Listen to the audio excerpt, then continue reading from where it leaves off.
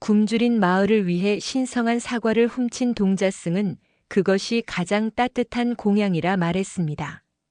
50년 수행 스승의 얼어붙은 마음을 녹여버린 한 아이의 순수한 자비심 이야기입니다. 안개가 사너리를 감싸 안는 새벽.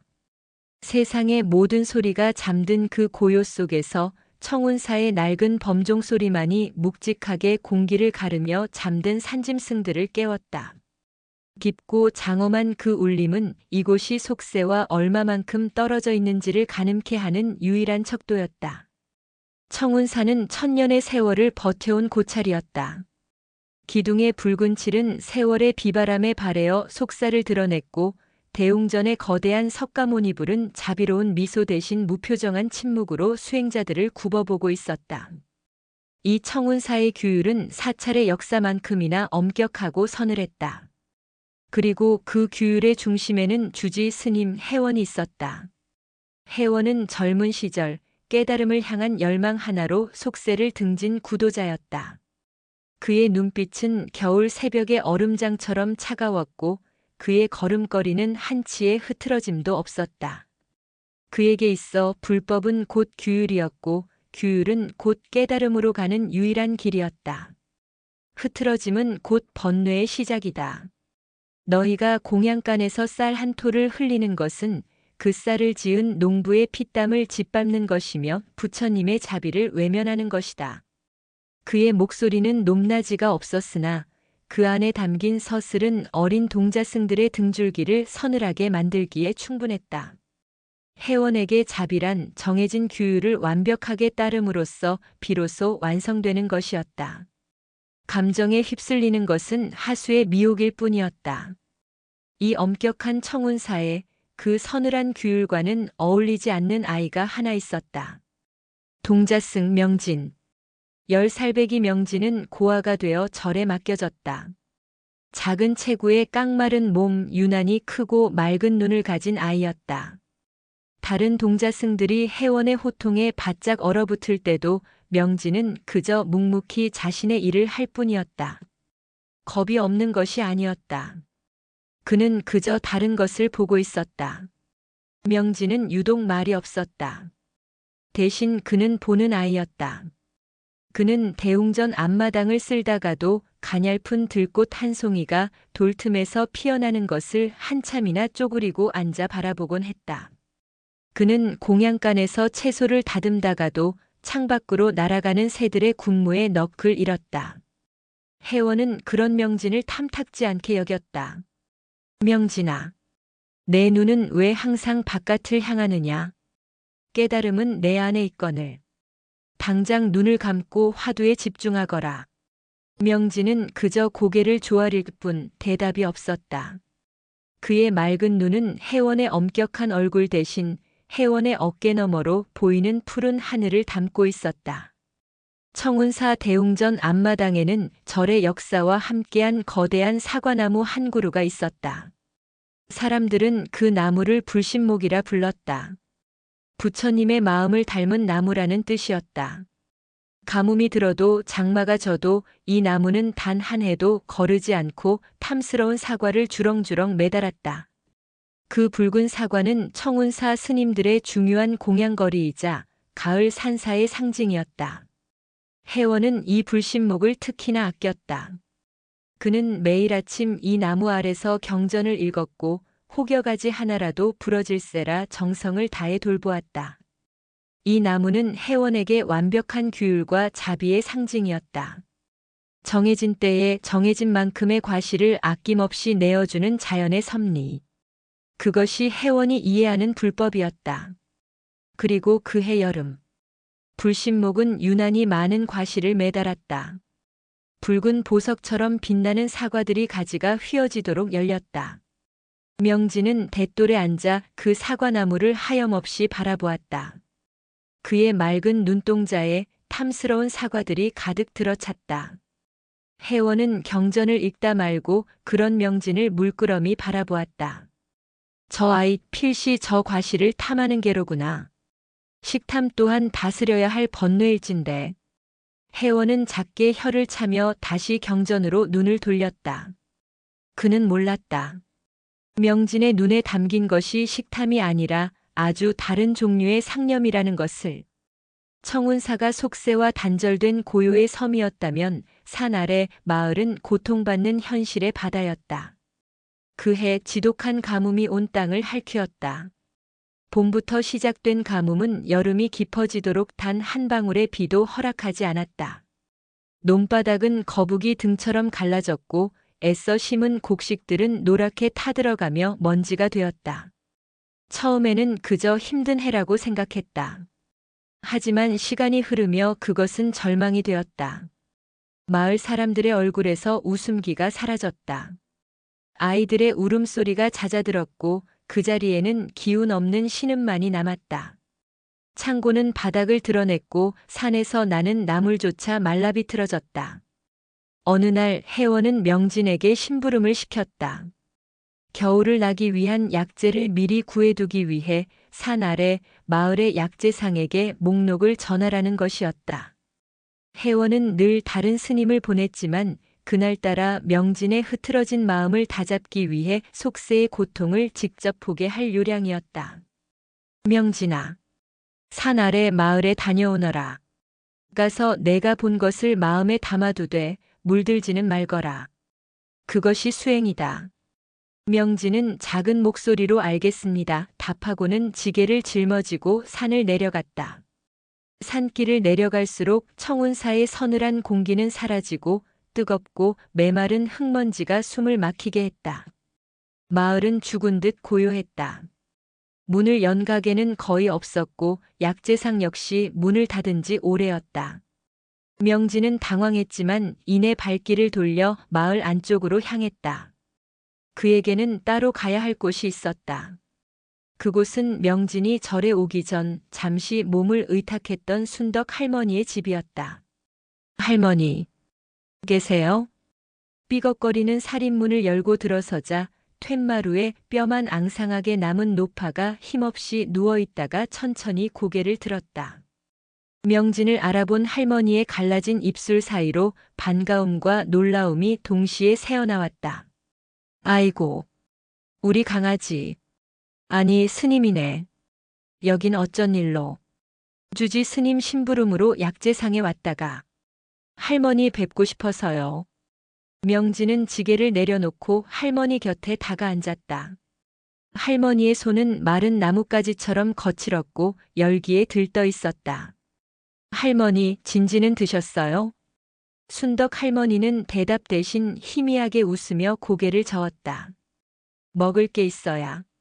며칠 전에 관아에서 멀건 죽이라도 한 그릇 내주더니 이젠 그것도 끊겼어. 그때 방 안에서 작은 기침 소리가 들렸다. 할머니의 어린 손자였다. 명진이 방 안을 들여다보자 아이는 이불을 뒤집어 쓴 채 끙끙 앓고 있었다.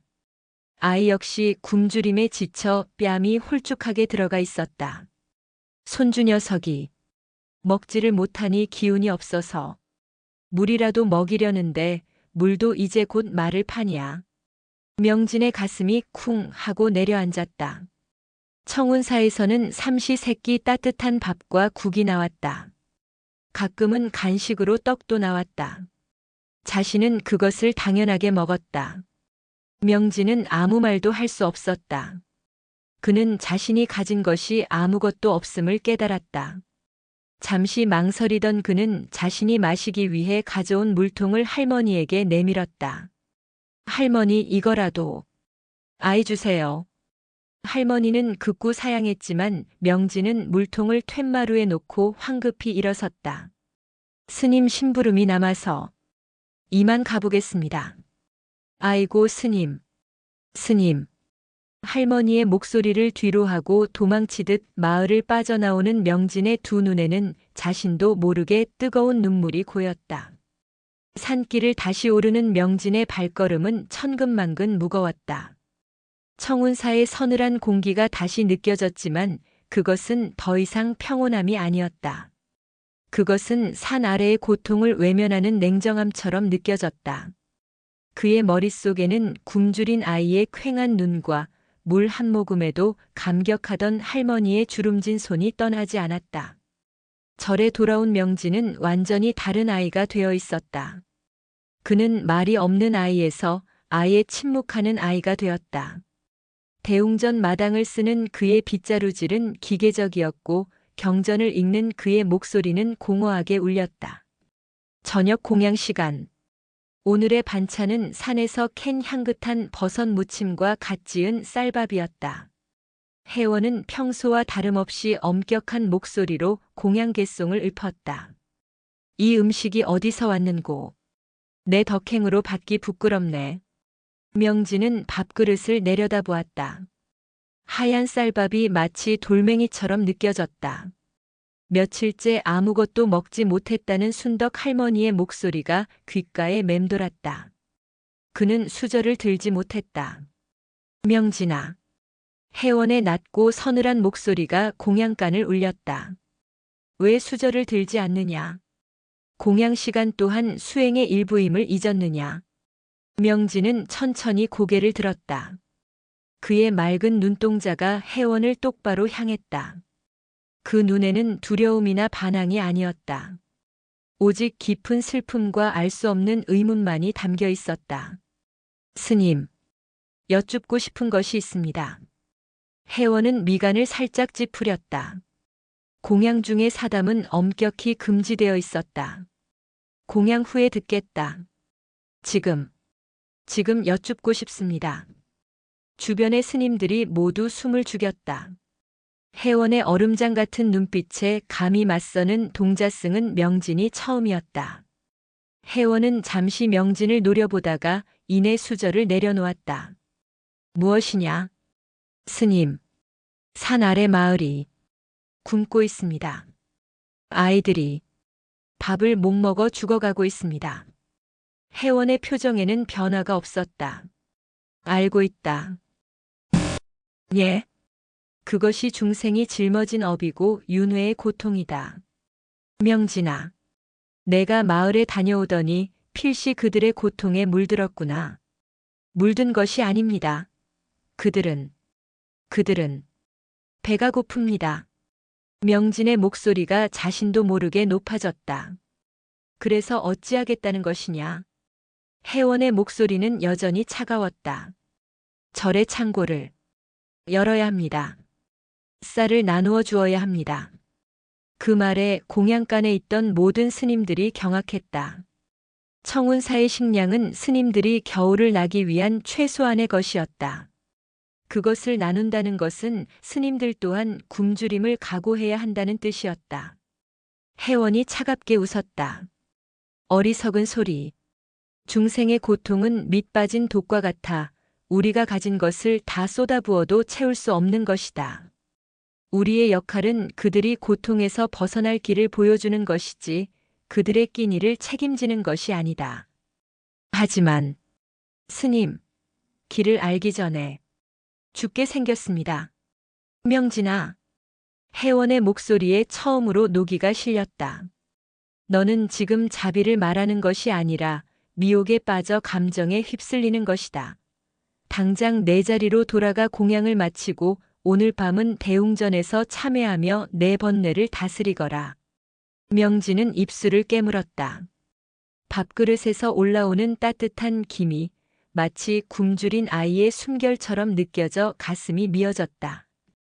그는 결국 밥을 한 술도 뜨지 못하고 자리에서 일어났다. 그날 밤 명진은 차가운 대웅전 바닥에 홀로 무릎을 꿇었다. 하지만 그는 참회를 하지 않았다. 그의 눈은 굳게 닫힌 문 너머 어둠 속에 잠긴 앞마당을 향해 있었다.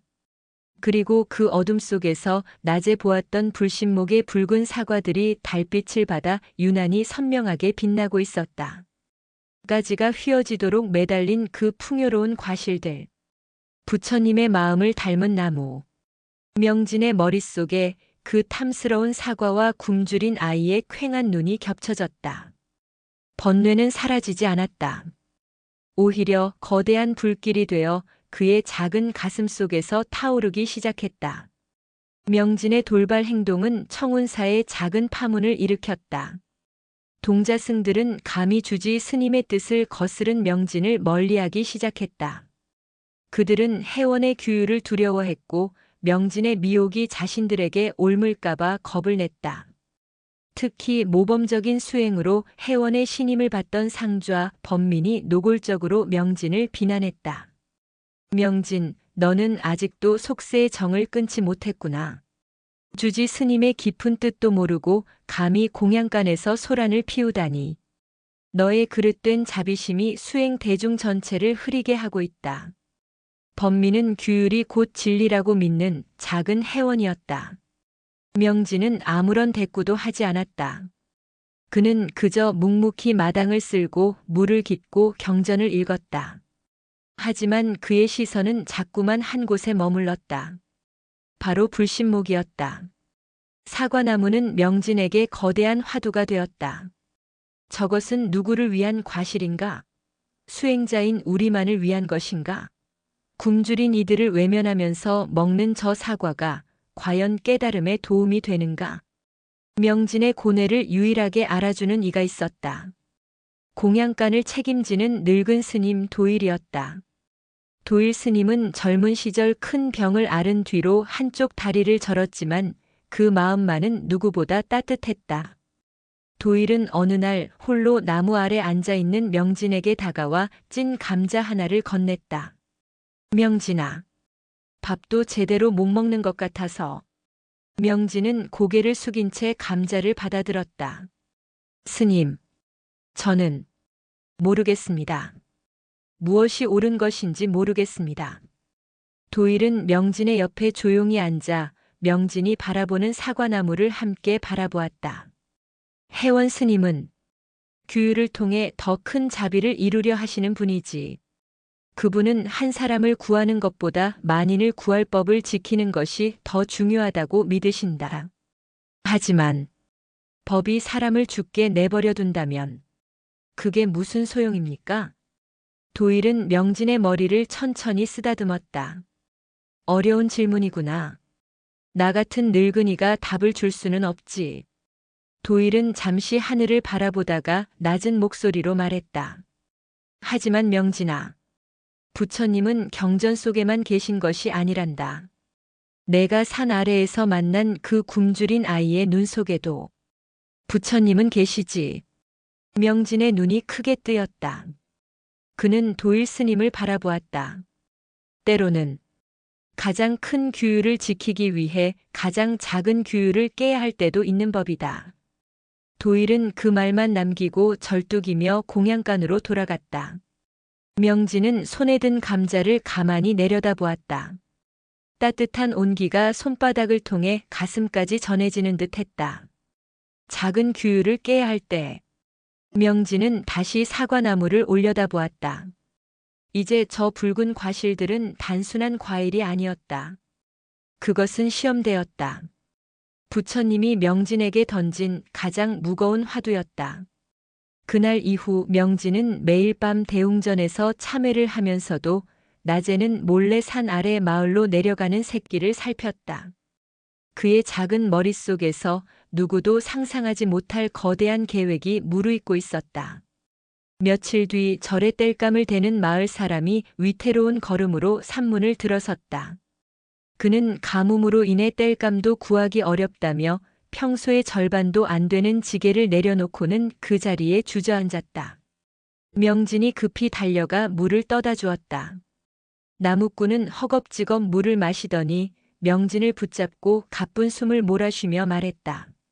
스님, 스님, 순덕이 할매, 손주놈이 오늘 내일합니다. 사흘을 물 한 모금 못 넘기고 어제부터는 눈도 못 뜨고 있답니다. 할매가 동자 스님만 찾으며 울고 있어요. 나무꾼의 말이 명진의 심장을 날카롭게 찔렀다. 순덕 할머니의 퀭한 눈, 알아누워 기침하던 아이의 모습이 눈앞에 선명하게 떠올랐다. 오늘 내일 명진의 온몸이 차갑게 식었다. 혜원 스님의 서슬 퍼런 목소리가 귓가에 울렸다. 감정에 휩쓸리는 미혹이다. 범민의 차가운 시선이 느껴졌다. 그릇된 자비심이다. 하지만 그 모든 것을 아이의 마지막 숨소리가 덮어버렸다. 굶주린 아이의 눈 속에도 부처님은 계시지. 도일 스님의 따뜻한 목소리가 명진의 결심을 굳혔다. 그날 오후 저녁 예불을 알리는 종이 울렸다. 모든 스님들이 법당으로 향하는 시간. 청운사에 다시 한번 고요가 찾아왔다. 하지만 명진은 법당으로 가지 않았다. 그의 발걸음은 대웅전 앞마당, 불신목 앞에 멈춰 섰다.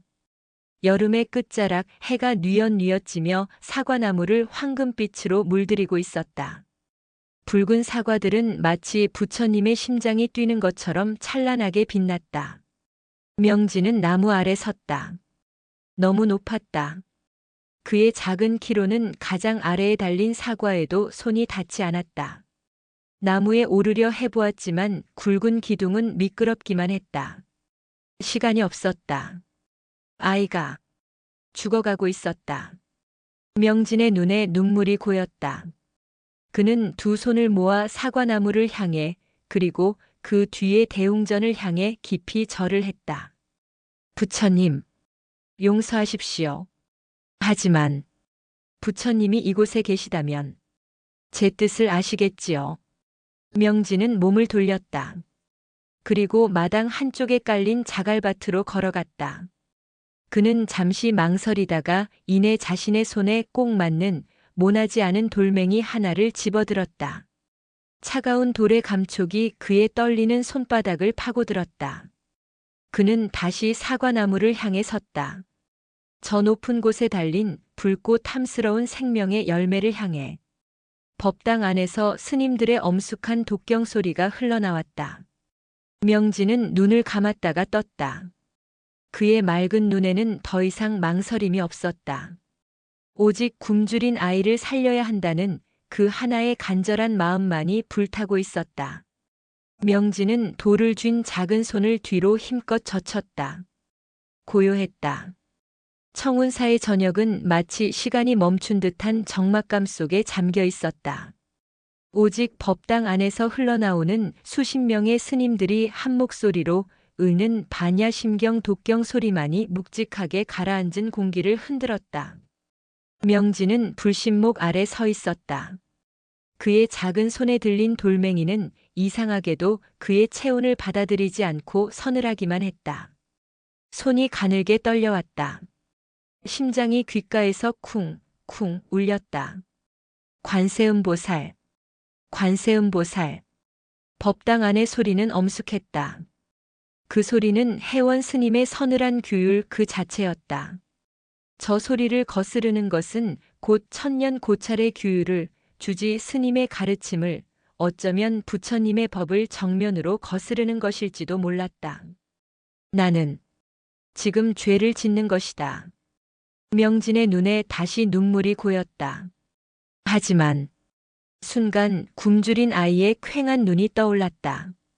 사흘을 물 한 모금 넘기지 못했다는 나무꾼의 절박한 목소리. 할매가 동자 스님만 찾으며 울고 있어요.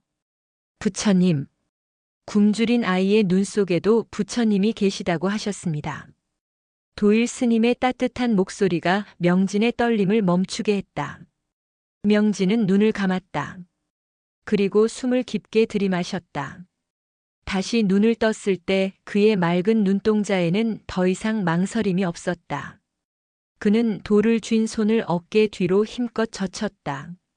그리고 저 높은 가지에 달린 가장 붉고 탐스러운 사과를 향해 온 힘을 다해 돌을 던졌다. 퍽! 서늘하고도 둔탁한 소리가 정적을 깼다. 그 소리는 마치 청운사 전체를 때린 것처럼 거대하게 울렸다.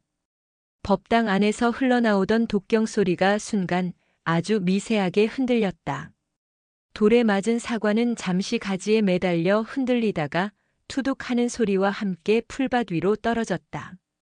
명진은 숨을 멈췄다. 첫 번째 성공. 하지만 부족했다. 한 아이를 살리기엔, 아니, 그 아이의 가족을 살리기엔 턱없이 부족했다. 명진은 망설일 틈도 없이 다시 자갈밭으로 달려가 돌을 집었다. 그리고 다시 던졌다. 퍽! 퍽. 연이어 둔탁한 소리가 울렸다. 사과 2개가 거의 동시에 떨어졌다. 독경 소리가 완전히 멈췄다. 법당의 문이 열리는 소리는 들리지 않았다. 하지만 명진은 수십 개의 시선이 자신의 등에 날아와 박히는 것을 느꼈다. 그 시선은 돌멩이보다 더 차갑고 날카로웠다. 명진은 이제 두려움도 잊었다. 그는 마치 홀린 사람처럼 돌을 줍고 던지고 또 던졌다. 퍽, 퍽, 퍽. 그것은 더 이상 과일을 따는 행위가 아니었다. 그것은 절박한 외침이었고 굶주림에 대한 저항이었으며 차가운 규율의 벽을 향한 어린아이의 처절한 몸부림이었다. 붉은 사과들이 비 오듯 쏟아져 내렸다. 천년간 신성시되었던 불신목이 한낱 동자승의 돌팔매질에 속절없이 과실을 내어주고 있었다. 그때였다. 네 이놈, 지금 무슨 짓이냐? 법당의 견문이 거칠게 열리며 벼락 같은 고함이 터져나왔다. 해원의 신임을 한몸에 받던 상좌 범민이었다. 그의 얼굴은 분노로 시뻘겋게 달아올라 있었다.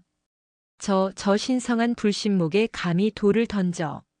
내 놈이 드디어 미혹에 빠져 실성했구나.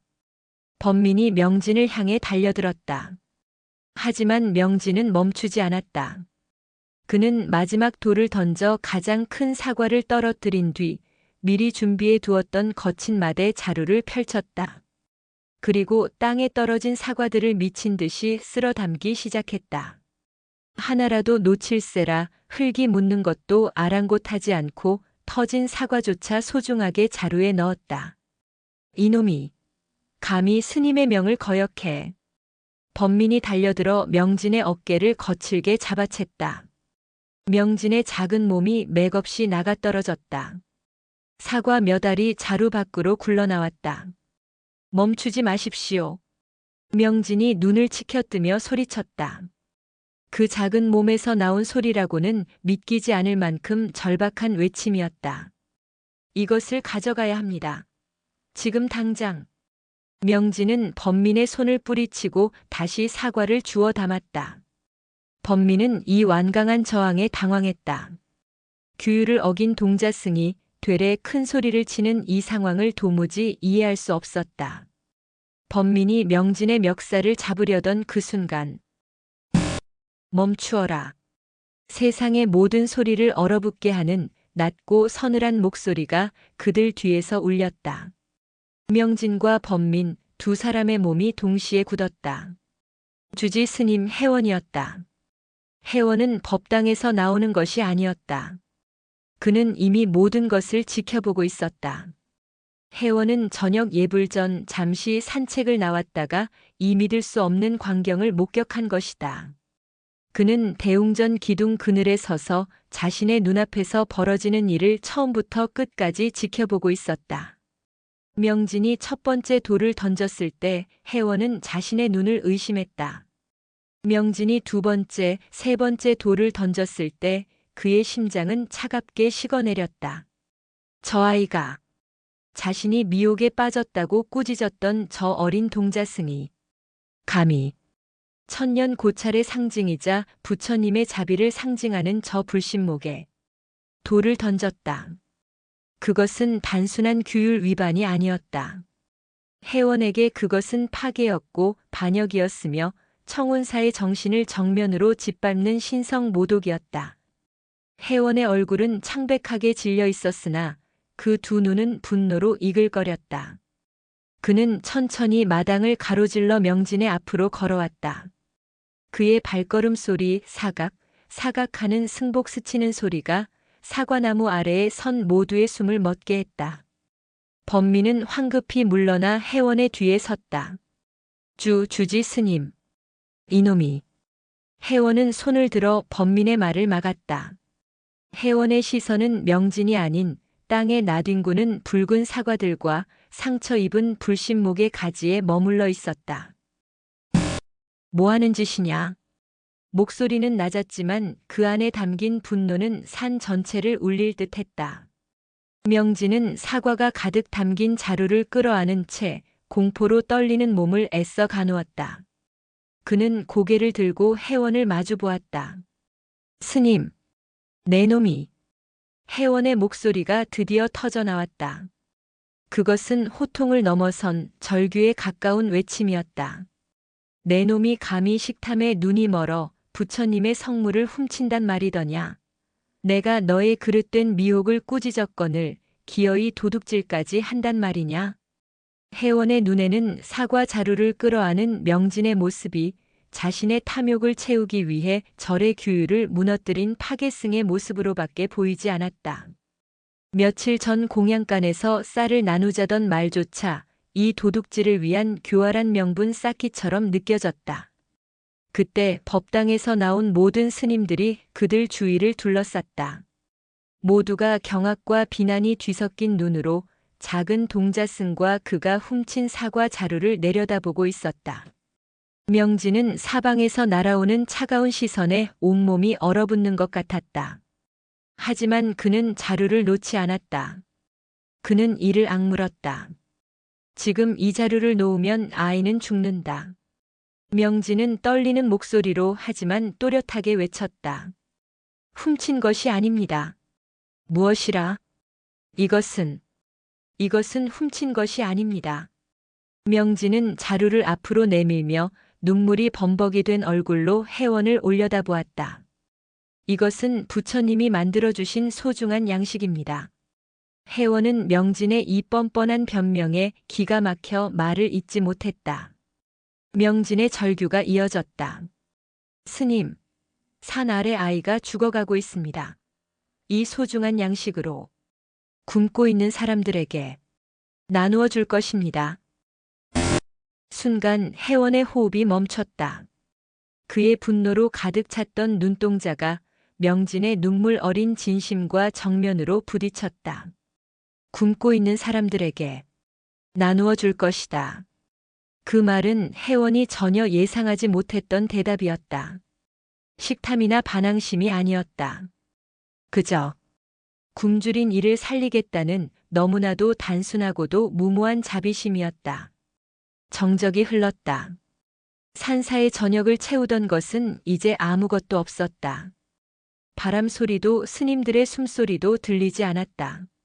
오직 사과 자루를 끌어안은 동자승의 가쁜 숨소리와 그를 내려다보는 주지 스님의 침묵만이 팽팽하게 맞섰다. 주변을 둘러싼 스님들이 수군거리기 시작했다.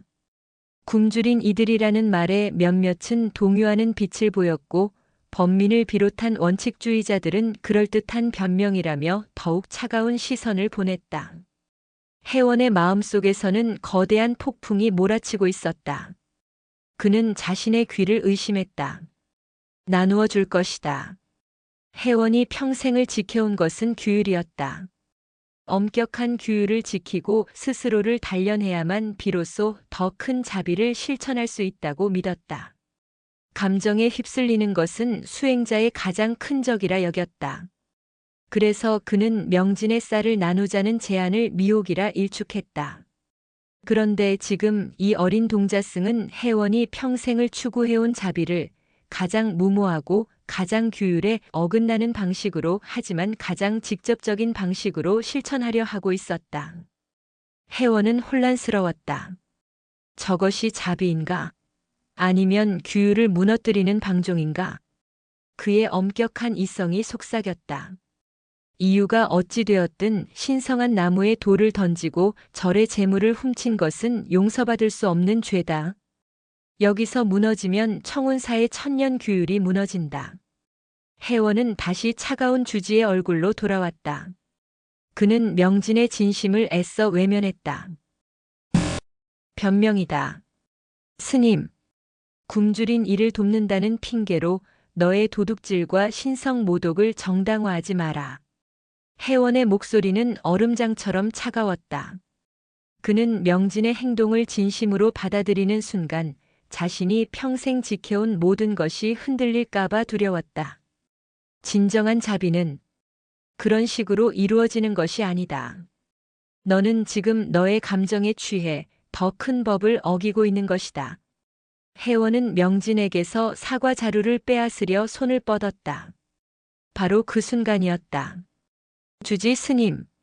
가장 뒤편에 서 있던 다리를 저는 늙은 스님 도일이 앞으로 나섰다. 도일 스님? 혜원의 미간이 찌푸려졌다. 공양간을 지키는 늙은 스님이 감히 주지의 결단에 끼어드는 것은 이례적인 일이었다. 도일은 혜원 앞에 부복 엎드려 절함했다. 주지 스님. 명진이의 말이 사실입니다. 무슨 말이요? 산 아래 마을.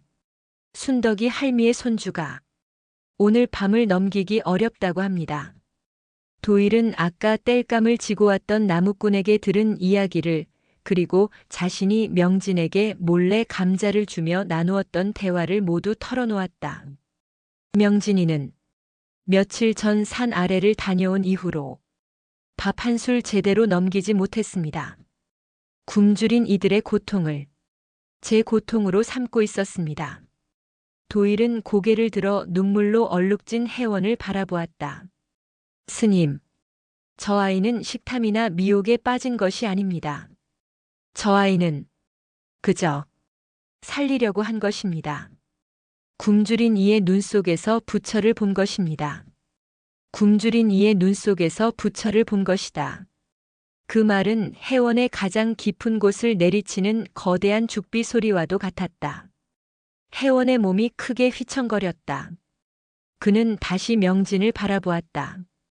흑투성이가 된 채 사과 자루를 필사적으로 끌어안고 자신을 원망과 두려움이 뒤섞인 눈으로 올려다보는 저 작은 아이.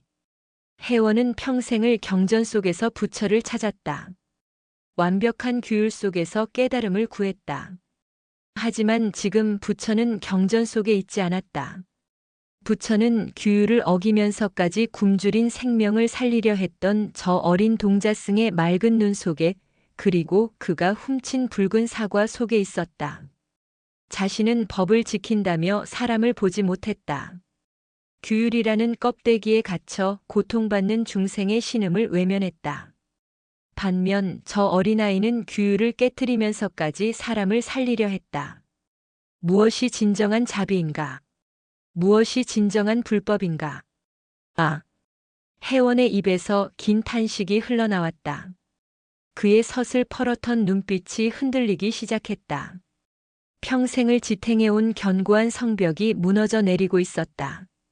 자신이 미혹이라 꾸짖었던 저 아이의 행동이야말로 부처님이 진정으로 원했던 자비의 실천이었음을 깨달았다. 혜원은 더 이상 서 있을 수 없었다. 그는 명진의 앞에 그 흑투성이 사과 자루 앞에 쿵소리를 내며 무릎을 꿇었다. 주변의 모든 스님들이 경악했다. 청운사 천년 역사상 주지 스님이 어린 동자승 앞에서 무릎을 꿇은 것은 처음이었다. 스님? 명진이 놀라 뒷걸음질 쳤다. 혜원은 무릎을 꿇은 채 명진을 올려다보았다. 그의 차가운 얼음장 같던 두 눈에서 뜨거운 눈물이 뺨을 타고 흘러내렸다. 내가 틀렸구나. 깊은 부끄러움과 회한이 담긴 목소리였다. 내가 규율이라는 허울에 눈이 멀어 정작 굶주린 부처를 알아보지 못했구나. 혜원은 떨리는 손으로 명진이 끌어안고 있던 사과 자루를 쓰다듬었다. 이것이 진정한 공양이다. 명진아, 내가 나 같은 늙은 중을 가르쳤구나. 주지 스님은 어린 동자승 앞에서 자신의 어리석음을 참회하며 감동의 눈물을 흘렸다. 혜원의 눈물은 청운사를 덮고 있던 서늘한 규율의 얼음을 녹이는 봄눈과도 같았다. 스님들은 충격과 감동 속에서 숨을 죽였다. 감히 주지 스님에게 변명이라며 명진을 몰아세웠던 범민은 새파랗게 질린 얼굴로 고개를 숙였다. 혜원은 눈물을 닦고 자리에서 일어섰다. 그리고 명진의 어깨를 붙잡았다. 명진아, 아직 늦지 않았느냐? 예? 그 아이, 살릴 수 있느냐? 명진은 혜원의 따뜻해진 눈빛에 놀라 잠시 말을 잊었다가 황급히 고개를 끄덕였다. 지금 지금 가야 합니다. 혜원은 뒤를 돌아보았다. 그리고 공양간을 지키는 도일 스님을 바라보았다. 도일 스님. 예, 주지 스님. 지금 당장 공양간의 곳간을 여시오. 도일의 눈이 커졌다. 곳간을 말씀이십니까? 절의 모든 쌀과 감자, 소금, 간장. 당장 먹을 수 있는 모든 것을 꺼내시오. 혜원은 다시 모든 스님들을 향해 외쳤다. 무엇들 하느냐? 법당에 앉아 경전을 외우는 것만이 수행이 아니다. 스님들은 그제야 깨달은 듯 일제히 움직이기 시작했다. 너희는 쌀을 지고 너희는 감자를 챙겨라. 범민. 예, 예. 스님. 너는 가장 튼튼한 지게를 지고 나를 따르라. 우리는 오늘 산 아래 굶주린 부처님들께 공양을 올릴 것이다. 혜원의 목소리는 더 이상 서늘하지 않았다. 그 안에는 생명을 살리려는 뜨거운 열정이 가득했다. 청운사의 모든 스님들이 분주하게 움직였다. 어떤 이는 쌀과 마니를 들쳐맸고 어떤 이는 며칠간 쑤어 말린 묵을 챙겼다. 명진이 떨어뜨린 사과들은 이제 도둑맞은 성물이 아니라 가장 소중한 공양물이 되어 스님들의 지게 위에 차곡차곡 쌓였다. 명진은 그 광경을 멍하니 바라보았다. 자신이 그토록 원했던 일이었다. 하지만 혼자서는 불가능하다고 여겼던 일이었다. 혜원이 명진의 손을 꼭 잡았다. 명진아, 내가 앞장서거라. 내가 우리 모두의 스승이다. 우리를 내가 본 부처님께로 인도하거라. 명진의 눈에서도 뜨거운 눈물이 다시 솟구쳤다. 그는 고개를 힘차게 끄덕였다. 그날 밤 청운사의 모든 스님들이 혜원을 필두로 명진을 따라 횃불을 들고 어두운 산길을 내려갔다. 그 행렬은 마치 자비의 강물이 되어 메마른 산 아래 마을로 흘러들어가는 듯 했다. 마을 사람들은 한밤중에 횃불 행렬에 놀라 문을 열었다가 쌀과 감자를 짊어지고 온 스님들을 보고는 자신들의 눈을 의심했다. 이게 어찌 된 일? 스님들. 혜원은 가장 먼저 순덕 할머니의 집으로 달려갔다.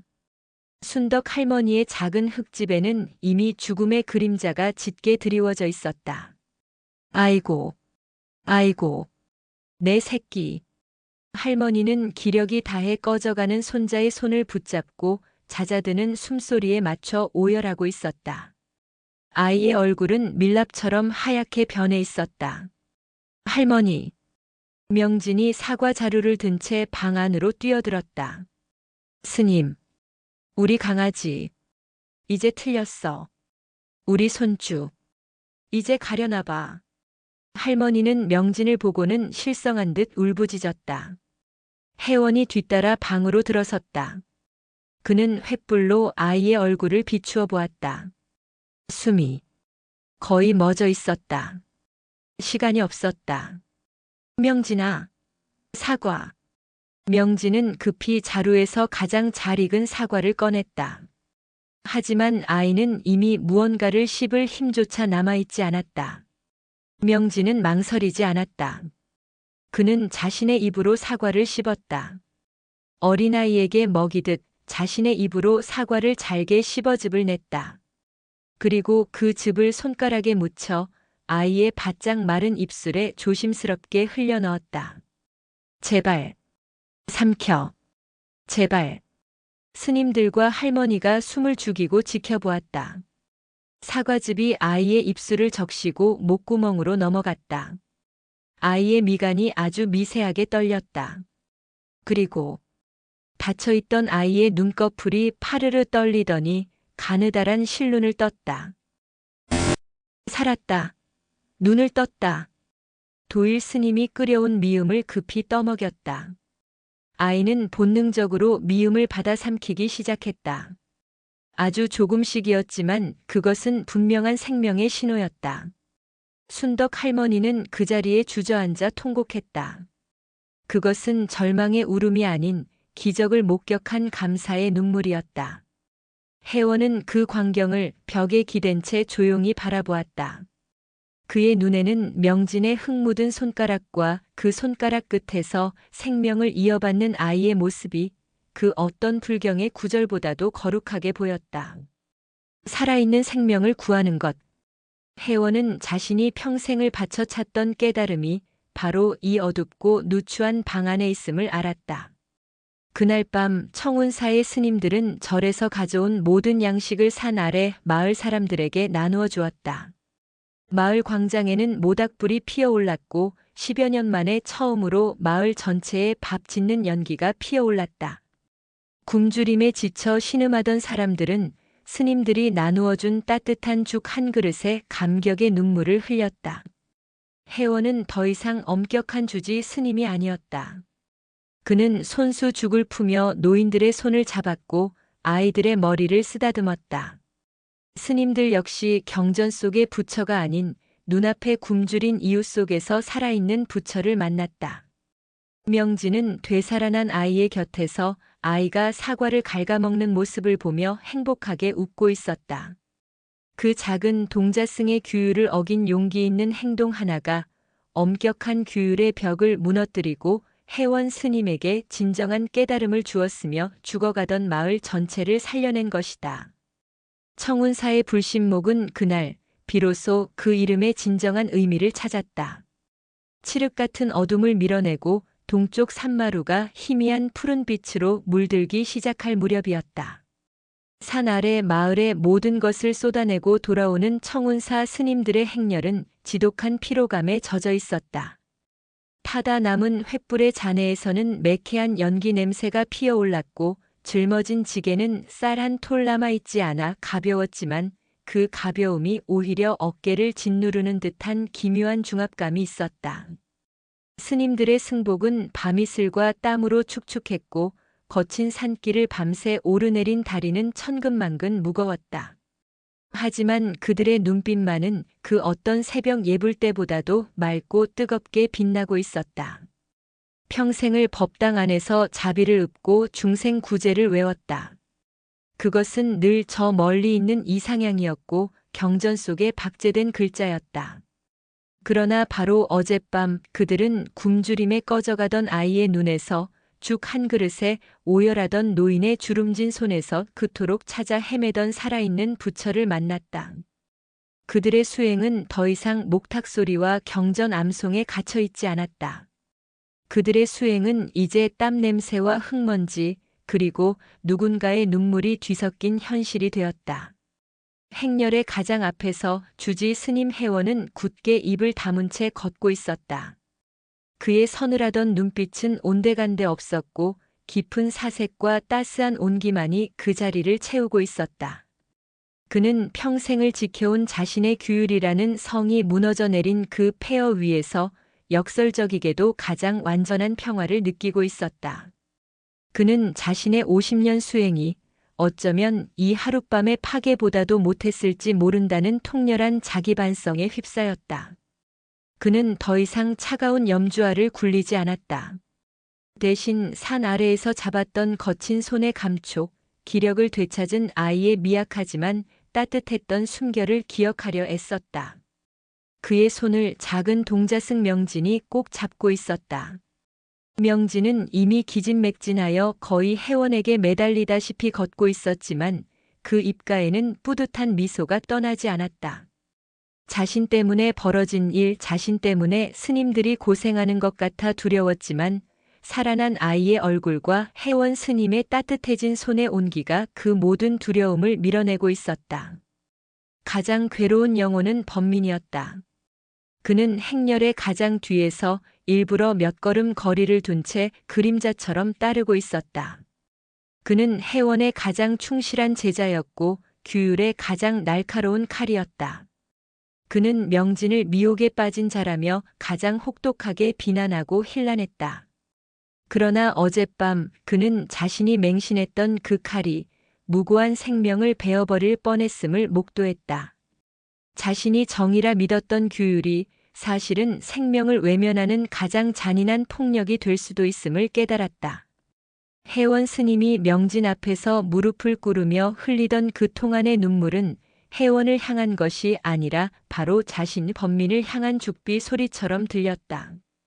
그의 귀에는 혜원의 울음소리와 명진의 절규가 뒤엉켜 떠나지 않았다. 부끄러움이 온몸을 짓눌렀다. 그는 감히 명진의 얼굴을 쳐다볼 수도 혜원 스님의 그림자를 밟을 수도 없었다. 그는 그저 묵묵히 가장 무거운 빈 지게를 짊어지고 마치 자신의 죄를 짊어지듯 그들의 뒤를 따를 뿐이었다. 드디어 안개가 자욱하게 깔린 청운사 산문이 눈앞에 나타났다. 스님들은 긴장이 풀리며 저마다 깊은 숨을 내쉬었다. 그 순간 모두의 발걸음이 일제히 멈춰섰다. 대웅전 앞마당. 그들의 시선이 한 곳에 고정되었다. 새벽의 푸른 안개 속에서 불신목이 서 있었다. 어젯밤의 소란이 그대로 남아 있었다.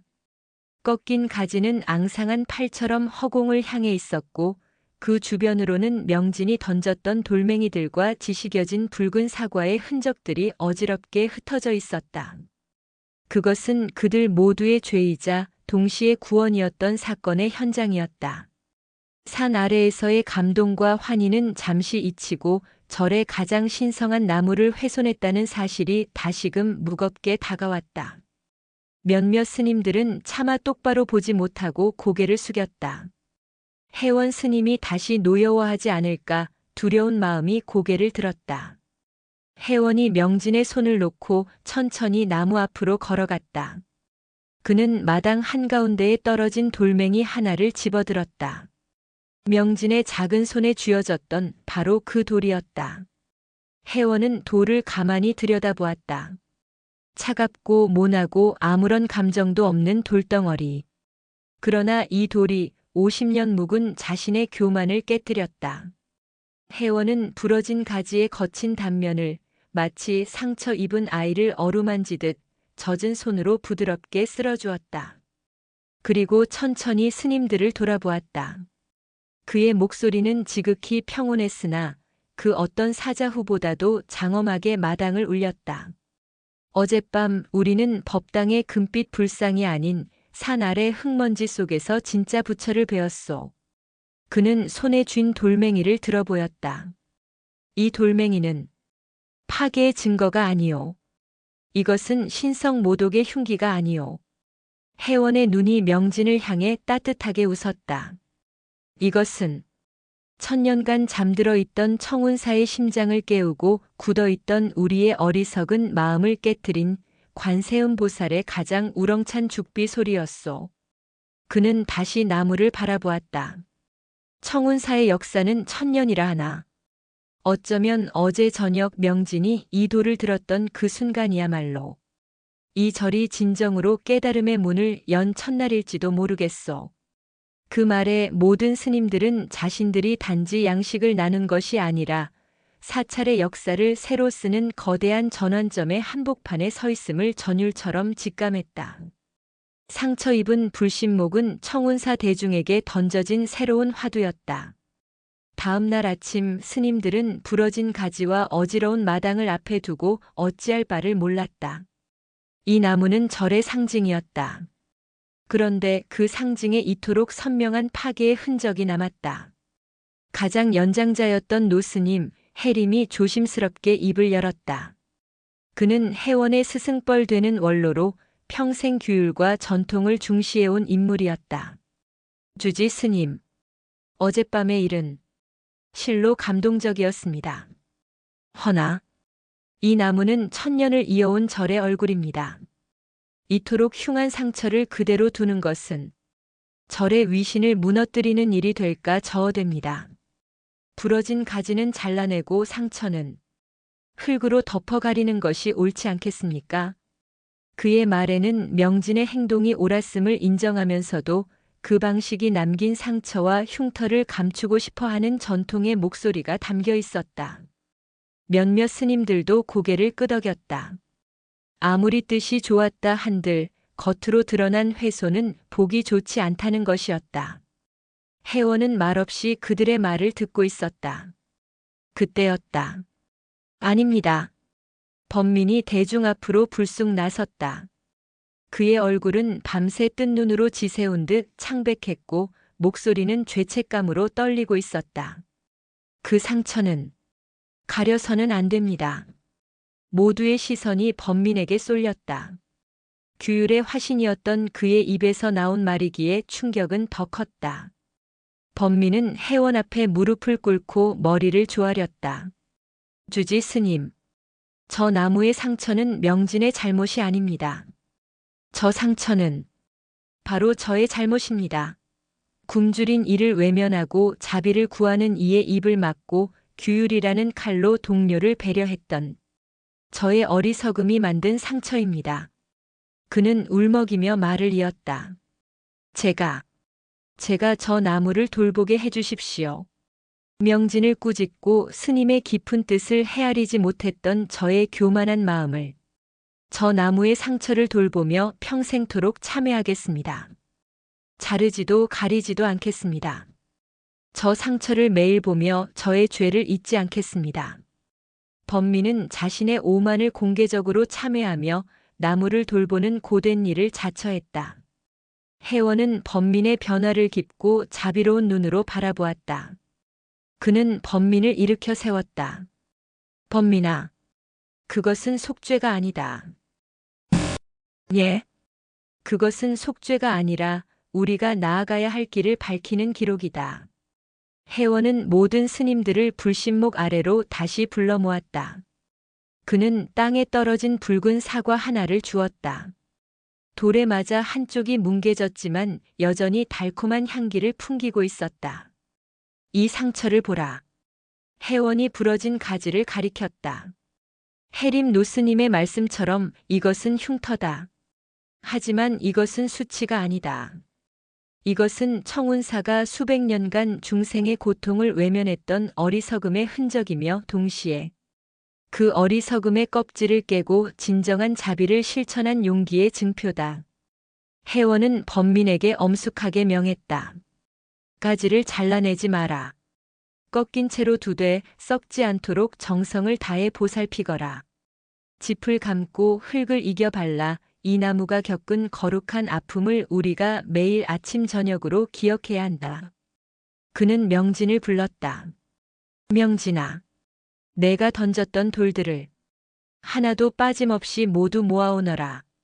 명진은 어리둥절한 표정으로 마당에 흩어진 돌들을 모아왔다.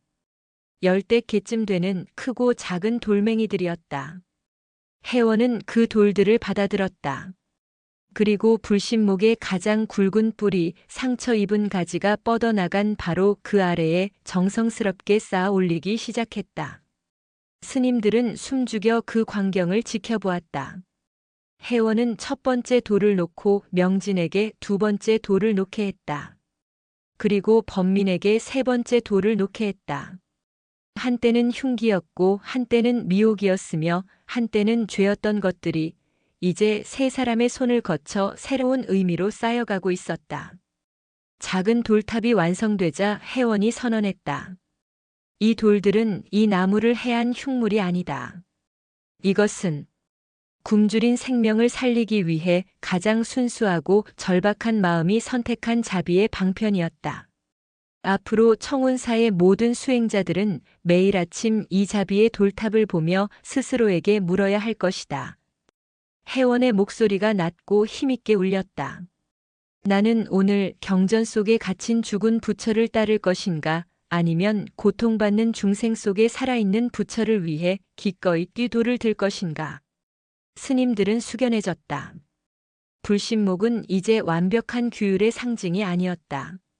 그것은 고통을 외면하지 않음으로써 얻게 된 상처 입은 자비의 거룩한 상징으로 다시 태어났다. 명진은 자신의 작은 고사리 손으로 이제는 자신을 향해 부드러운 미소를 짓는 범민 스님을 도와 부러진 가지에 짚을 감쌌다. 한때 자신을 가장 매섭게 몰아붙였던 범민의 크고 투박한 손과 명진의 작고 여린 손이 흙과 집 속에서 함께 움직였다. 규율과 자비 사이에 놓여있던 그 얼음장 같은 벽이 그렇게 흔적도 없이 녹아내리고 있었다. 그날 이후 스님들은 떨어진 사과 중 성한 것들은 물론 돌에 맞아 지식여지고 흙에 범벅이 된 사과까지 모두 모았다. 공양간의 도일 스님은 그것을 큰 가마솥에 넣고 밤새 끓이고 정성껏 발효시켰다. 나무의 상처는 그렇게 산 아래 마을의 노약자들과 아이들의 기력을 회복시키는 그 어떤 약보다도 귀한 생명의 즙이 되어 퍼져나갔다. 자비의 실천은 뜨거웠으나 돌아온 현실은 뼈를 애는 듯 차가웠다. 청운사의 곡간은 말 그대로 바닥을 드러냈다. 스님들이 혹독한 산사의 겨울을 나기 위해 아끼고 아껴 비축해 두었던 최소한의 양식까지 모두 산 아래로 내려보낸 탓이었다. 날씨는 하루가 다르게 매서워졌다. 초겨울 산사의 칼바람은 스님들의 얇은 승복을 무섭게 파고들었다. 스님들의 공양은 쌀알 몇 개 뜨는 묽은 죽 한 그릇으로 줄었다. 그나마도 며칠을 버티기 어려워 보였다. 해원의 뜻을 따랐던 스님들이었지만 백가죽이 등에 붙는 듯한 현실적인 굶주림 앞에서 그들의 얼굴에도 조금씩 불안의 그림자가 드리워졌다. 주지 스님. 이러다가 수행 대중 모두가 얼어 죽게 생겼습니다. 산 아래 마을도 아직 가뭄의 고통에서 벗어나지 못해 우리를 도울 여력이 없을 것입니다. 어찌해야 합니까? 규율을 중시하던 노스님 해림이 이제는 걱정이 가득한 얼굴로 하소연했다. 그의 말은 굶주림에 지친 스님들의 마음을 대변하는 것이었다. 해원은 말없이 눈을 감고 있었다. 그는 자신의 결단이 가져올 이 혹독한 결과를 몰랐던 것이 아니었다. 모든 것을 내어준다는 것은 곧 자신들도 굶주린다는 것을 각오한 일이었다.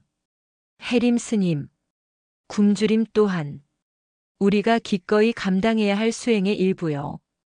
해원의 목소리는 담담했으나 그 역시 수척해진 스님들의 얼굴을 보며 마음이 무거웠다. 우리가 중생의 고통을 나누기로 결심했다면 그들의 굶주림 또한 기꺼이 나누어야 하지 않겠소. 법당에 앉아 배부르게 경전을 외우는 것은 기만일 뿐이요. 해원은 자리에서 일어나 솔선하여 지게를 졌다. 모두들 땔감이라도 구하러 갑시다. 몸을 움직여야 추위라도 이길 수 있을 것이요. 해원은 자신의 결단이 옳았음을 믿었지만 그 믿음이 스님들의 굶주림을 해결해 주지는 못했다. 이것이 나의 한계인가? 나는 결국 모두를 위험에 빠뜨린 것인가? 그의 마음속에도 번뇌의 바람이 불었다. 명진은 이 모든 상황이 자신 때문인 것만 같아 밤마다 몰래 대웅전의 차가운 바닥에 엎드려 눈물지었다. 자신의 무모한 행동이 자비로운 스님들을 이토록 큰 곤경에 빠뜨린 것 같았다. 명진은 자신의 몫으로 나온 묽은 죽조차 제대로 삼키지 못하고 몰래 남기려 했다. 그것을 발견한 것은 공양간의 도일 스님이었다. 명진아, 왜 먹지를 않느냐? 저는 배가 고프지 않습니다. 도일 스님은 명진의 마른 어깨를 감싸 안았다. 이 녀석아, 살아있는 보살도 기운이 있어야 중생을 구하는 법이다. 내가 쓰러지면 주지 스님과 우리가 얼마나 마음이 아프겠느냐. 이것 또한 우리가 함께 넘어야 할 수행이다. 어서 먹거라. 도일 스님은 자신의 죽그릇에 있던 얼마 안 되는 쌀알을 명진의 그릇에 덜어주었다. 명진은 그 따뜻한 마음에 다시 한번 눈물을 쏟았다. 그렇게 절의 마지막 쌀이 바닥을 드러내던 날 이른 아침이었다.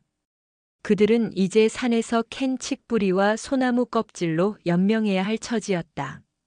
바로 그때 산문 밖에서 와글거리는 요란한 소리가 들려왔다. 땔감을 하러 나가던 스님이 놀라 달려나갔다가 이내 숨이 넘어갈 듯 대웅전으로 뛰어들어왔다. 스님, 주지 스님, 큰일 났습니다. 밖에 무슨 일이냐? 산적이라도 들었느냐? 해원과 스님들이 놀라 쇠스랑과 몽둥이라도 들 기세로 마당으로 뛰쳐나갔을 때 그들은 눈앞에 펼쳐진 광경을 도저히 믿을 수 없었다. 청운사 산문 앞 넓은 공터에 수십 명의 마을 사람들이 줄지어 서 있었다. 그들의 행색은 여전히 남루하고 굶주림에 지쳐 있었지만 그들의 눈은 결연한 의지로 빛나고 있었다. 그리고 그들의 손에는, 그들의 지게에는 저마다 무언가가 가득 들려 있었다. 그것은 곡식이 아니었다. 지독한 가뭄의 곡식은 이미 씨가 마른 지 오래였다. 그것은 마을 사람들이 온 산을 뒤지고 얼어붙은 땅을 파내어 구해낸 도토리와 칡뿌리였다. 밤새 쑤어 말린 도토리묵과 정성껏 갈아 만든 칡가루, 그리고 겨울을 나기 위해 땅속 깊이 숨겨두었던 작은 무와 얼어붙은 감자들이었다. 그것은 스님들이 나누어 준 쌀에 비하면 보잘것없는 것들이었지만 그것은 마을 사람들이 혹독한 겨울을 나기 위해 숨겨두었던 그들의 마지막 생명줄이었다. 행렬의 가장 앞에 순떡 할머니가 명진 덕분에 목숨을 건진 손자의 손을 꼭 잡고 서 있었다. 할머니는 해원 스님 앞에 다가와 쿵소리가 나게 엎드렸다. 스님, 스님, 부디 저희의 절을 받으십시오. 할머니는 평생을 아껴 명절에나 입던 누렇게 바랜 명주 보따리를 조심스럽게 내밀었다. 이것은 보따리 안에는 할머니가 손주의 장례를 치르기 위해, 그리고 자신이 죽을 때를 대비해 마지막까지 감춰두었던 귀하디 귀한 좁쌀과 보리쌀 한 줌이 들어 있었다.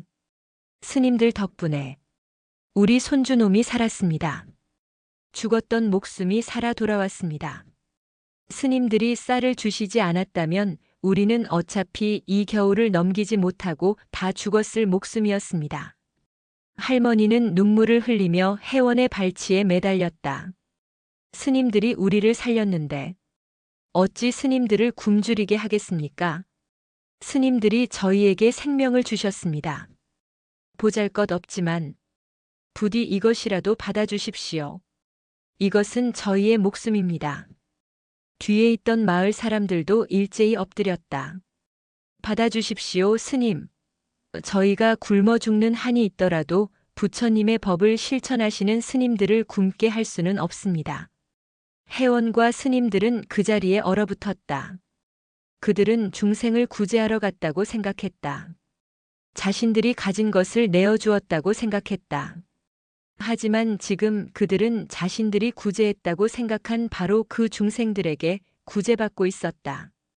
그들이 내어준 것은 창고에 있던 쌀이었지만 그들이 돌려받은 것은 쌀보다 1000만 배 더 귀한 마음이었고 믿음이었으면 살아있는 자비였다.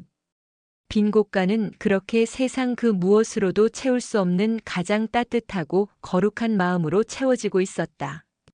해원은 깨달았다. 자비는 일방적인 시혜나 동정이 아니었다.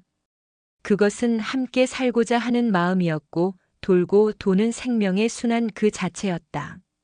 해원은 떨리는 손으로 순덕 할머니의 좁쌀 보따리를 공손히 받들었다. 그리고 그 어떤 거룩한 공약물보다도 소중하게 부처님께 올리듯 자신의 이마 높이까지 들어 올렸다. 그의 눈에서 어젯밤보다 더 뜨거운 감동과 참회의 눈물이 하염없이 흘러내렸다. 그날 저녁 청운사 공양간에는 모든 스님들과 마을에서 올라온 순덕 할머니를 비롯한 몇몇 노인들이 함께 자리했다. 공양으로는 마을 사람들이 가져다 준 도토리와 칡뿌리로 쓴 죽이 나왔다. 그것은 쌀밥보다 거칠고 쌉싸름한 맛이 혀끝에 맴돌았다. 하지만 스님들은 그 한 그릇의 죽에서 평생 맛보았던 그 어떤 산의 진미보다도 달콤한 감로의 맛을 느꼈다. 그것은 단순한 음식이 아니었다. 그것은 마음과 마음이 이어진 생명 그 자체였다.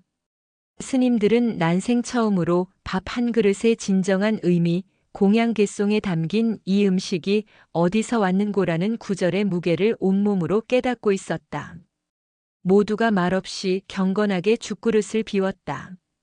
공양이 끝난 뒤 해원은 모든 대중을 대웅전 법당으로 모이게 했다. 그는 불단 앞 가장 높은 곳에 마련된 주지의 자리에 앉지 않았다. 그는 법당에 켜져 있던 화려한 촛불들마저 기름이 아깝다며 스스로 껐다. 희미한 달빛만이 법당 안을 비추는 가운데 혜원은 가장 낮은 자리, 신참 동자승들이 앉는 차가운 마룻바닥에 내려와 앉았다. 스님들은 숨을 죽였다. 주지 스님의 파격적인 행동에 법당 안은 무거운 긴장감마저 감돌았다. 혜원은 오랫동안 침묵하다가 어둠 속에서 천천히 입을 열었다. 그의 목소리는 낮았지만 법당 전체를 울릴 만큼 또렷했다. 나는 오늘 이 거룩한 부처님과 그리고 청운사 모든 대중과 산 아래 마을에서 올라오신 보살님들 앞에서 나의 평생을 참회하고자 하오. 스님들은 경악했다. 주지 스님의 공개적인 참회라니. 나는 50년을 이 법당에서 수행했소.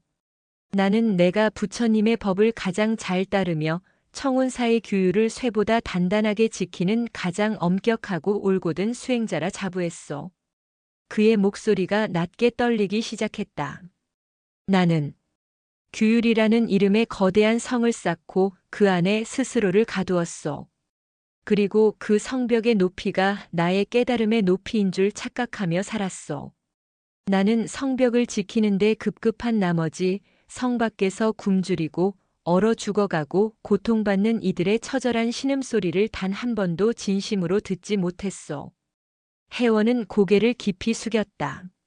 나는 경전 속의 죽은 글자만 보았지 고통받는 사람의 살아있는 눈을 보지 못했소. 나는 굶주린 중생의 고통을 그들이 지은 업보라며 냉정하게 외면했고 그들을 살리려는 가장 순수한 자비의 마음을 어리석은 미혹이라 꾸짖었소. 그의 시선이 어둠 속에서 굳어있는 명진에게로 향했다. 명진은 스승의 이 뼈아픈 고백에 몸 둘 바를 몰라 하며 고개를 숙였다. 내가 50년간 쌓아 올린 그 교만하고 어리석은 공든 탑은 저 어린 동자승이 생명을 살리기 위해 절박한 심정으로 던진 그 작은 돌멩이 하나에 이토록 여지없이 무너져 내렸소. 혜원은 그 차가운 바닥을 기듯이 명진의 앞으로 다가갔다. 명진이 기겁을 하며 일어나려 하자 혜원이 그의 어깨를 굳게 눌러 앉혔다. 앉거라. 스승은 마땅히 제자에게 배워야 하는 법이다. 그리고 혜원은 청운사의 모든 대중과 마을 사람들이 지켜보는 앞에서 흑투성이 어린 동자승 명진을 향해 자신의 이마가 바닥에 닿도록 깊이 허리를 숙여 절을 올렸다. 쿵 하는 둔탁한 소리가 법당을 울렸다. 모든 스님들이 경악을 금치 못했다. 범민은 차마 그 광경을 정면으로 보지 못하고 두 손으로 얼굴을 감싼 채 뜨거운 눈물을 흘렸다. 순덕 할머니는 놀라움에 입을 다물지 못했다. 혜원이 천천히 고개를 들었다. 그의 눈에는 한 점의 권위나 부끄러움도 없었다. 오직 진실한 깨달음을 얻은 자의 한없이 맑고 투명한 빛만이 가득했다. 명진아. 아니, 명진 스님. 혜원은 진심을 담아 10살배기 동자승을 스님이라 불렀다. 그대가 바로 나의 스승이요. 그대가 나에게 그리고 이 청운사 모든 대중에게 부처님의 진정한 법이 경전 속이 아니라 바로 사람 속에 있음을 가르쳐 주었소. 혜원은 자리에서 일어나 모든 스님들을 향해 돌아섰다.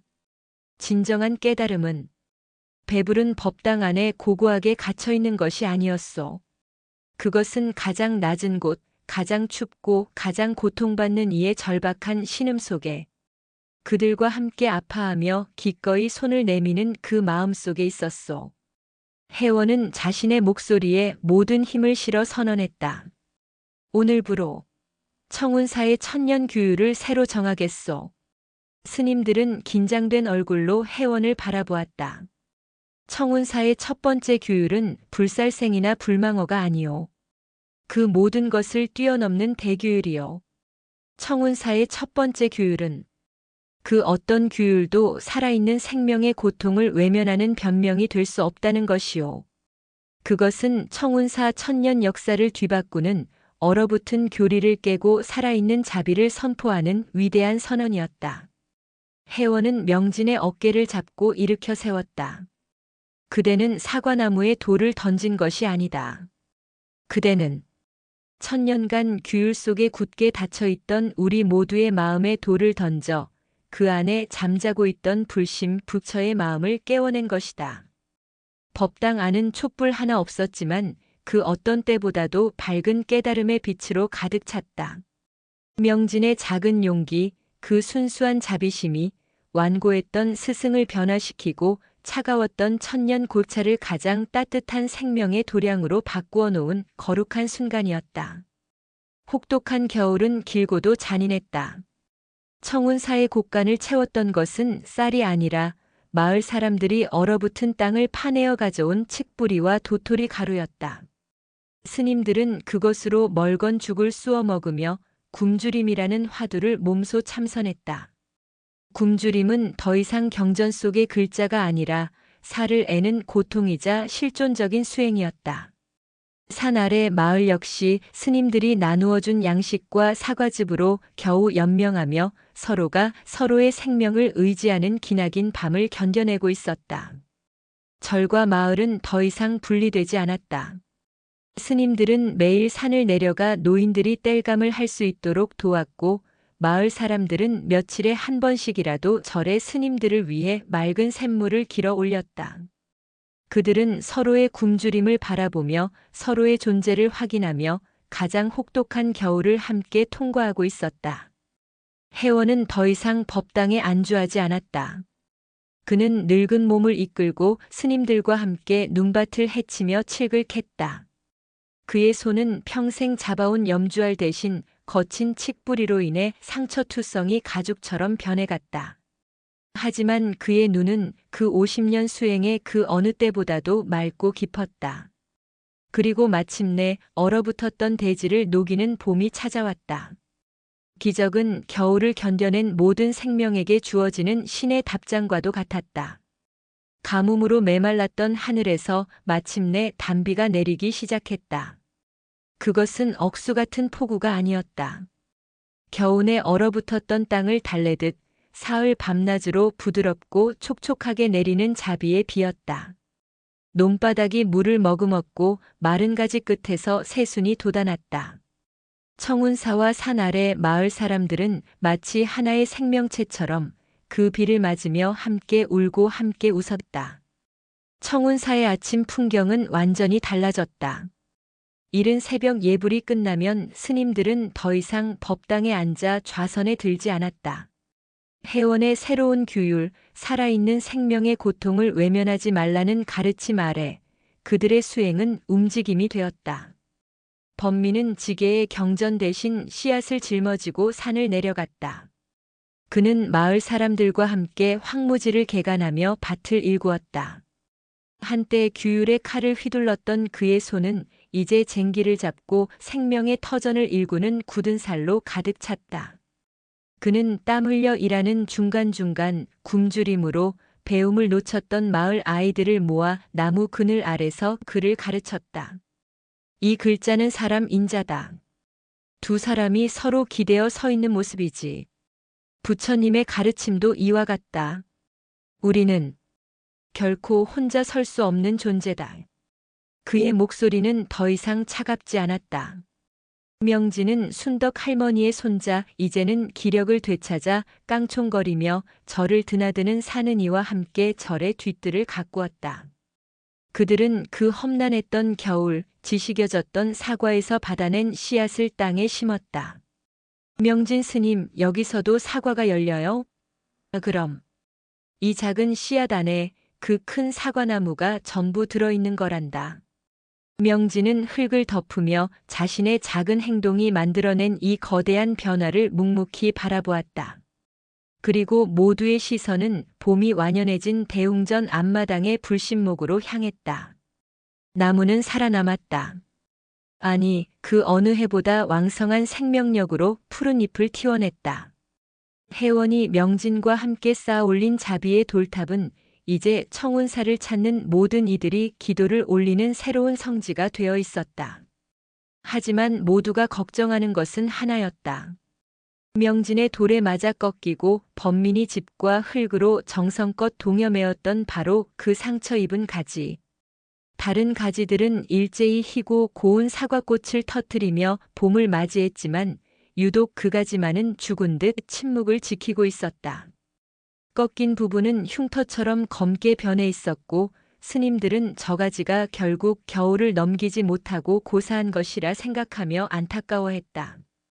범민은 매일 아침 그 가지를 어루만지며 자신의 지난 과오를 참회하듯 물을 주었다.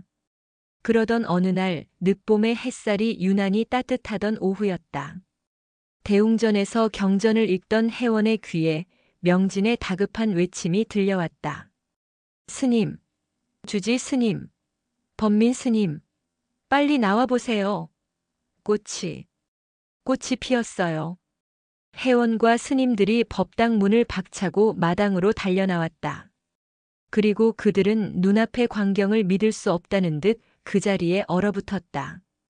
불신목. 모두가 죽었다고 생각했던 바로 그 상처 입은 가지. 그 검고 흉터진 꺾인 부분, 짚으로 동여맨 그 상처의 틈바구니를 뚫고 그 어떤 가지보다도 희고 그 어떤 가지보다도 탐스러운 눈부신 사과꽃 한 송이가 기적처럼 피어난 것이었다. 그것은 단순한 꽃이 아니었다. 그것은 고통의 상처를 뚫고 피어난 생명 그 자체였고 파괴의 아픔을 이겨낸 자비의 화신이었으며 굳은 규율을 깨트린 용기 있는 마음이 마침내 피워낸 깨달음의 꽃이었다. 범민은 그 꽃송이 아래에 주저앉아 아이처럼 소리내어 울었다. 자신의 죄를 용서받은 듯 자신의 참회를 받아들여준 듯 그는 그 작은 꽃을 향해 몇 번이고 절을 올렸다. 회원은 말없이 그 꽃을 바라보았다. 그는 깨달았다. 깨달음이란 상처 하나 없는 완벽함이 아니었다. 깨달음이란 상처 입었음에도 불구하고 그 상처를 끌어안고 그 상처를 통해 기어이 피어나는 것이었다. 명진아. 회원이 곁에 선 명진의 머리를 쓰다듬었다. 저것이 바로 불심, 부처의 마음이다. 상처를 두려워하지 않는 마음, 상처 속에서도 기꺼이 꽃을 피워내는 마음. 내가 우리 모두에게 가르쳐준 바로 그 마음이다. 시간이 흘러 뜨거운 여름이 가고 풍요로운 가을이 찾아왔다. 그해 청운사의 불신목은 천년 역사상 가장 많은 과실을 맺었다. 놀랍게도 그 상처 입은 가지에서 열린 사과는 다른 어떤 사과보다도 크고 붉게 익었다. 청운사는 그 사과를 따서 부처님께 공양 올리지 않았다. 대신 청운사 역사상 처음으로 사찰의 문을 활짝 열고 산 아래 모든 마을 사람들을 초대하는 데 공양 축제를 열었다. 절 마당에는 스님들과 마을 사람들이 함께 땀 흘려 거둔 쌀로 지은 밥과 도토리로 빚은 떡과 그리고 불신목의 붉은 사과가 산처럼 쌓였다. 스님과 중생의 구분은 없었다. 회원은 가장 낮은 자리에서 마을 노인들에게 직접 사과를 깎아 건넸고 명진은 사는 이를 비롯한 아이들과 어깨동무를 하며 마당을 뛰어다녔다. 모두의 얼굴에 웃음꽃이 가득했다. 축제가 무르익어갈 무렵 회원이 명진의 손을 잡고 불신목 아래 자비의 돌탑 앞에 섰다. 회원은 평생의 가르침을 담아 명진에게 마지막 질문을 던졌다. 명진아. 저 사과나무를 바라보아라. 명진은 1년 전 그 절박했던 날처럼 붉은 사과가 주렁주렁 열린 나무를 올려다보았다. 이제 저 사과가 무엇으로 보이느냐? 명진은 회원을 돌아보며 세상에서 가장 맑은 미소를 지어 보였다. 스님, 이제는 돌을 던지지 않아도 보입니다. 저 사과는 나누기 위해 저곳에 있는 것입니다. 스님과 범민 스님과 도일 스님과 사는 이와 순덕 할머니와 그리고 제가 함께 나누어야 할 부처님의 따뜻한 마음입니다. 회원은 더 이상 아무 말도 하지 않았다. 그는 명진의 대답 속에서 자신이 50년을 찾아 헤맨 궁극의 깨달음을 보았다. 회원은 조용히 두 손을 모았다. 그는 사과나무를 향해 그 나무에 돌을 던졌던 작은 동자승을 향해, 그리고 그 상처 입은 가지에서 기어이 꽃을 피워낸 위대한 생명력을 향해 깊고도 평화로운 합장을 올렸다. 그의 얼굴에는 마침내 모든 것을 깨달은 자의 충만하고 자비로운 미소가 가을 햇살 아래 붉게 익은 사과처럼 빛나고 있었다.